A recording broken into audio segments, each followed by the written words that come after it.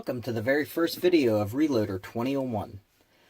The purpose of my video is just to share the love I have for reloading and some of the hints and tips I've used just to save myself a little bit of cash along the way to support my firearms habit.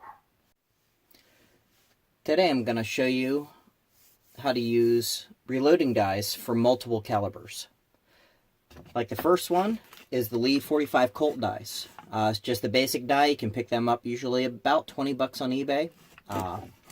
I've learned you can also load 45 ACP just with a few minor modifications. One other thing I do recommend is to get the Lee factory crimp die, because using the 45 Colt there is no crimp at all on the 45 ACP, and I do recommend to have a little bit of crimp on any automatic bullets.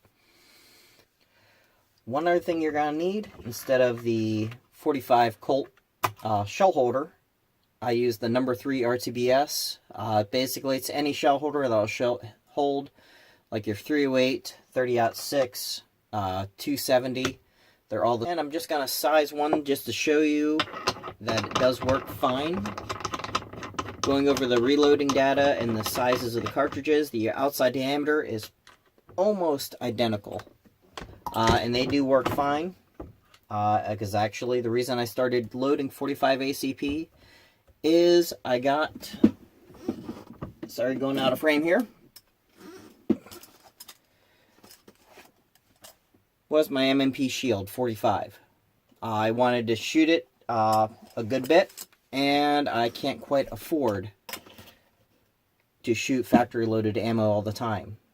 So I already were casting bullets for my 45 Colt, and they're the exact same bullet. The only thing I had to use different was the brass, and I can pick that up for free at the range every time I go. People leave it on the ground all the time, and I have no problems picking up range trash. So as again, bit size is just fine. Now, I do like to expand the bullet. There is one thing you do have to do using the 45 Colt die, is you need to take apart the powder expansion die. This little piece floats back and forth inside the die. What you need to do is keep that from floating back and forth. I used a piece of brass that I cut. I think this was a split case of a 7mm Remington mag. You just pop that on, keeps that from floating, pushes it down far enough that it will get a good expansion on the 45 ACP. And it gives you a nice, bells that out just enough to accept the bullet nicely. Now, I'm not going to show you pressing the powder and pressing the primer and all that, just because everyone else already knows how to do that if you're already reloading. The next is just the 45 Colt bullet press. If you just bring it down, it almost touches the shell holder. That way you have more than enough room to adjust your bullet seating depth. And it'll press that bullet in nicely, as you can see.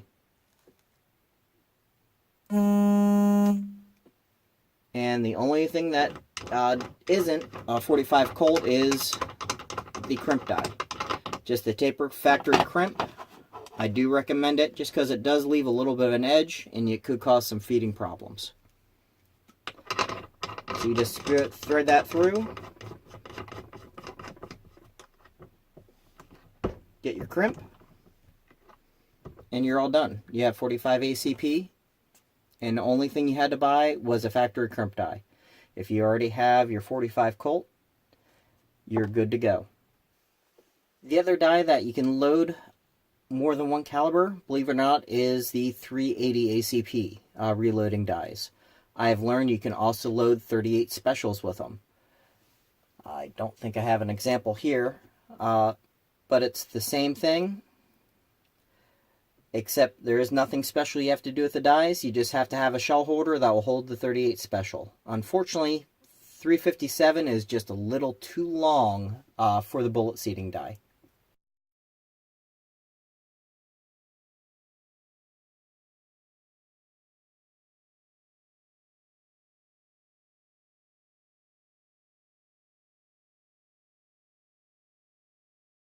too long.